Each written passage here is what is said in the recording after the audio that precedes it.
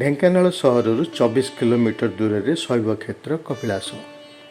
ନିକଟସ୍ଥ ବିମାନ ବନ୍ଦର ଭୁବନେଶ୍ୱର ମାତ୍ର 95 କିଲୋମିଟର ଓ ରେଳ ଷ୍ଟେସନଟି ଢେଙ୍କାନାଳ ସହରରେ।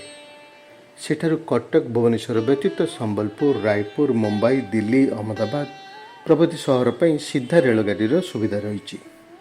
କପିଳାସର ସନ୍ନିକଟ ଗ୍ରାମ ଦେଓଗାଁ ଓ ସେଠାରେ ସ୍ଥାନୀୟ ବସ୍ ସେବା ଉପଲବ୍ଧ। କପିଳାସକୁ NH-16ର ଟାଙ୍ଗିଠାରୁ ମଧ୍ୟ ସିଧା ରାସ୍ତା ରହିଛି। 225 ସ୍କୋୟାର କିଲୋମିଟର ବ୍ୟାପ୍ତ କପିଳାସ ଅଭୟାରଣ୍ୟର ମଧ୍ୟଭାଗ ଦେଇ ଅତି ସୁନ୍ଦର ରାସ୍ତା। ଯଦିଓ ହାତୀ ଓ ଅନ୍ୟାନ୍ୟ ବନ୍ୟପ୍ରାଣୀମାନଙ୍କର ଏଠାରେ ଚଳପ୍ରଚଳ ଥାଏ, ତଥାପି ଦିନବେଳେ ଯାତ୍ରା ସୁରକ୍ଷିତ। କପିଳାସରେ ପ୍ରବେଶ ପରେ ପରେ ସରକାରଙ୍କ ତରଫରୁ ଏକ ଯାତ୍ରୀ ବିଶ୍ରାମ ଗୃହଟିଏ ଅଛି। ରାତ୍ରି ଯାପନ ପାଇଁ ହୋଟେଲ ମଧ୍ୟ ଅଛି। ପାହାଡ଼ର ତଳ ଭାଗରେ ଅଭୟାରଣ୍ୟ ଓ ବୁଲିବା ପାଇଁ ଗାଡ଼ି ଓ ଗାଇଡ଼ର ସୁବିଧା ଅଛି। ଏଠାରେ ଗୋଟିଏ ଡିଅର ପାର୍କ ଓ ସାଇନ୍ସ ପାର୍କ ମଧ୍ୟ ରହିଛି। ଏହି କପିଳାସ ପାହାଡ଼ର ଉପରେ ପ୍ରଭୁ ଶ୍ରୀ ଚନ୍ଦ୍ରଶେଖର ଜୀଉଙ୍କ ନିବାସ।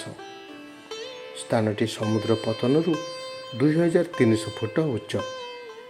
ସେଠାକୁ ଯିବା ପାଇଁ 12 ବାଙ୍କ ରାସ୍ତା ରହିଥିବା ବେଳେ 1352 ପାବଛ ସମ୍ବଳିତ ରାସ୍ତା ମଧ୍ୟ ରହିଅଛି। ପାବଛ ରାସ୍ତାରେ ଚାଲିକି ଯିବାକୁ ପଡ଼ୁଥିବା ବେଳେ 12 ବାଙ୍କ ରାସ୍ତାରେ 4 ଚକିଆ କିମ୍ବା 2 ଚକିଆ ଯାନ ଯୋଗେ ଯାଇହେବ। ପାବଛର ଆରମ୍ଭରେ ବୃଷଭ, ଉଚ୍ଚ ଉଚ୍ଚ ପାହାଚ। ଚଢ଼ିବାଟା ନିଶ୍ଚୟ ଏକ ସାହସିକ ଯାତ୍ରା। ଡାହାଣ କଡ଼େ ବହିଯାଉଛି କୁଳୁକୁଳୁ ଝରଣା। ବିଭିନ୍ନ ପ୍ରକାରର ପକ୍ଷୀ, ହନୁମାଙ୍କଡ଼ ଓ ବାନରମାନଙ୍କ କୋଳାହଳ ମଧ୍ୟରେ ପାହାଡ଼ ଚଢ଼ାର ଅନୁଭୂତି ନିଆରା।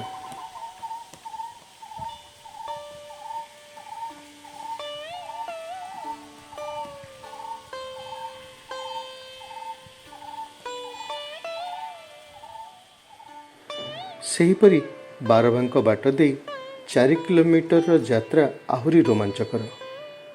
ପାହାଡ଼ କଟାଯାଇ ରାସ୍ତା। ଗୋଟେ ପଟେ ଉଚ୍ଚ ପାହାଡ଼ ଓ ଆରପଟଟି ତୀଖ ଘାଟି।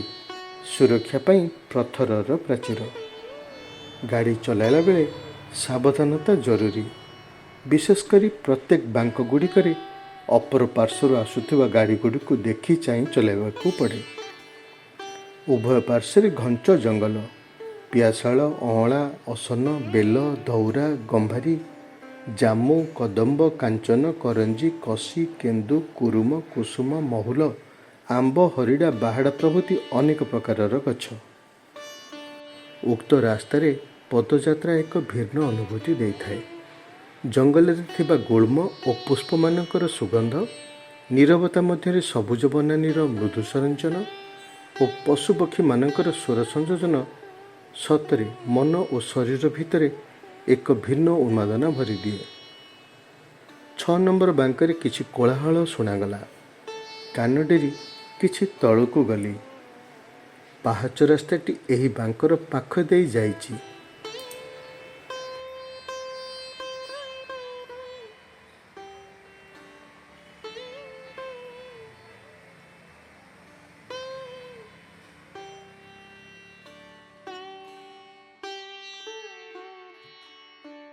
ଆଉ ତଳକୁ ନ ଯାଇ ଫେରି ଆସିଲି। ଶେଷ ବାଙ୍କ ପାରି ହେବା ପରେ ମନ୍ଦିରର ଘଣ୍ଟ ଧ୍ୱନି ଶୁଣାଗଲା ଓ ସାମ୍ନାରେ ଶ୍ରୀ ଚନ୍ଦ୍ରଶେଖରଙ୍କର ଭବ୍ୟ ମନ୍ଦିର। ଆମେ କିନ୍ତୁ ଚାଲିଲୁ ବାମ ପାଖରେ ଥିବା ଡାକ ବଙ୍ଗଳା ଅଭିମୁଖେ। ଏଠାକୁ ମୁଁ ପିଲାଦିନେ ଅନେକ ବାର ଆସିଛି। ଦେବୋତ୍ତର ବିଭାଗ ଦ୍ୱାରା ଏସବୁ ପରିଚାଳିତ। ବାପା ଏହି ବିଭାଗରେ କିଛି ଦିନ ଦାୟିତ୍ୱରେ ଥିଲେ ଓ ଏହି ପାଖରେ ଥିବା ଆଦର୍ଶ ଗ୍ରାମ ନାଗିଆପଶିରେ ମୋର ମାଉସୀ ଘର। ପାଠପଢ଼ା ସମୟରେ ଖରା ଛୁଟିଟା ଏଇଠି କଟେ। ତେଣୁ ଏ ସ୍ଥାନଟି ନିଜର ନିଜର ଲାଗେ। ଡାକ ବଙ୍ଗଳାରୁ ଉପରେ ଉପରେ ଆଗକୁ ଗଲୁ। ଆଜି ଶ୍ରାବଣ ମାସ, ଶେଷ ସୋମବାର। ତେଣୁ ସାଧାରଣ ଭକ୍ତଙ୍କ ଛଡ଼ା କିଛି କାଉଡ଼ିଆ ଥାନ୍ତି।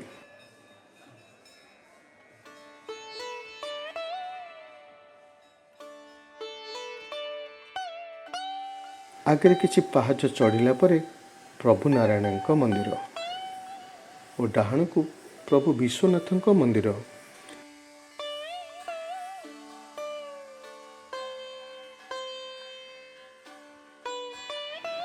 ବିଶ୍ୱନାଥଙ୍କ ମନ୍ଦିରଟି ସବୁଠାରୁ ପୁରାତନ, ତେଣୁ ଏହାକୁ ବୁଢ଼ା ଲିଙ୍ଗ ମଧ୍ୟ କୁହାଯାଏ। ପ୍ରଭୁ ନାରାୟଣଙ୍କ ପାଦ ତଳୁ ଝର ପାଣି ପ୍ରବାହିତ ଓ ଏହା ଏକ କୁଣ୍ଡ ମଧ୍ୟ ଦେଇ ତଳକୁ ଯାଇଥାଏ।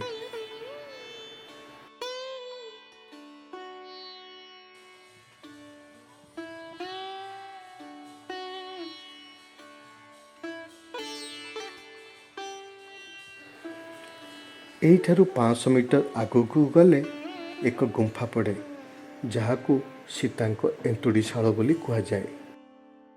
ଏକ ପ୍ରଶସ୍ତ ପଥର ଖୋଲରେ ଦେବୀ ସୀତା ଓ ଲବକୁଶଙ୍କର ପୂଜା କରାଯାଉଛି। ଆଗକୁ ଆଉ 500 ମିଟର ପରେ ଦେବସଭା, ସେଠାରୁ ପାହାଡ଼ ଆରପଟର କଟକ ଜିଲ୍ଲା ଦୃଶ୍ୟମାନ। ଆମେ ଆଉ ଆଗକୁ ନ ଯାଇ ଡାକବଙ୍ଗଳା ଫେରିଆସି ମୁଖ୍ୟ ମନ୍ଦିର ଅଭିମୁଖେ ଆସିଲୁ।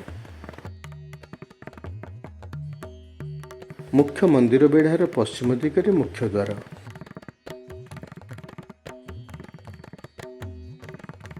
ସାମ୍ନାରେ ମନ୍ଦିରର ମଧ୍ୟଭାଗରେ ପ୍ରଭୁ ପତିତପାବନ ଅବା ଜଗନ୍ନାଥ।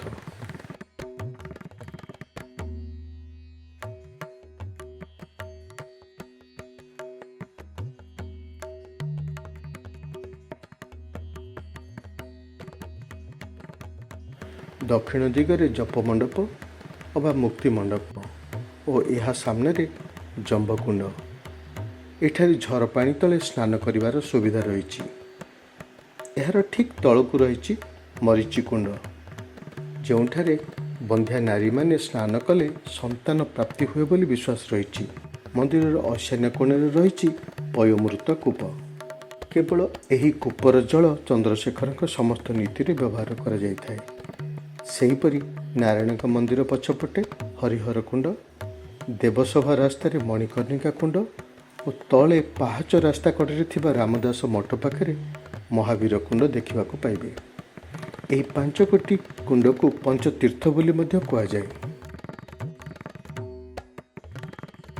ମନ୍ଦିରଟି ପଞ୍ଚରଥ ଶୈଳୀରେ ଗଙ୍ଗବଂଶର ରାଜା ପ୍ରଥମ ନରସିଂହ ଦେବଙ୍କ ସମୟରେ ନିର୍ମିତ। ଏ ସମସ୍ତ ମନ୍ଦିର 1236ରୁ 1246 ମଧ୍ୟରେ ନିର୍ମାଣ ହୋଇଛି ଓ ମନ୍ଦିରର ପ୍ରତିଷ୍ଠା ବୈଶାଖ ଶୁକ୍ଳପକ୍ଷ ତ୍ରୟୋଦଶୀ ସୋମବାର ଅର୍ଥାତ୍ ଏପ୍ରିଲ 30, 1246 ଦିନ କରାଯାଇଥିବା ବର୍ଣ୍ଣନା ଅଛି।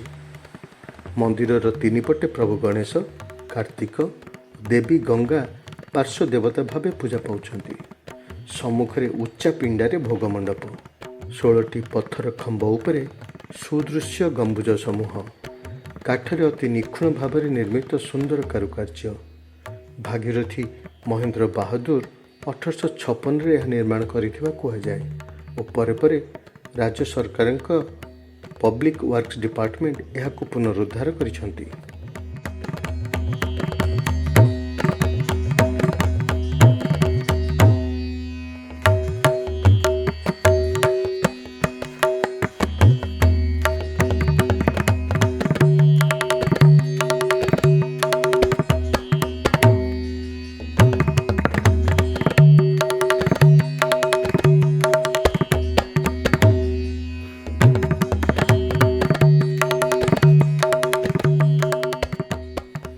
ମନ୍ଦିର ଭିତରେ ଚିତ୍ର ଉତ୍ତୋଳନ କରିବା ମନା, କିନ୍ତୁ ଭିତରେ ପ୍ରାୟ 10 ଫୁଟରେ 10 ଫୁଟ ଗର୍ଭଗୃହ, ଶ୍ୱେତବର୍ଣ୍ଣର ସ୍ୱୟମ୍ଭୁ ଅବା ଫୁଟାଲିଙ୍ଗ, ଯାହା ଏକକ ଓ ବିରଳ।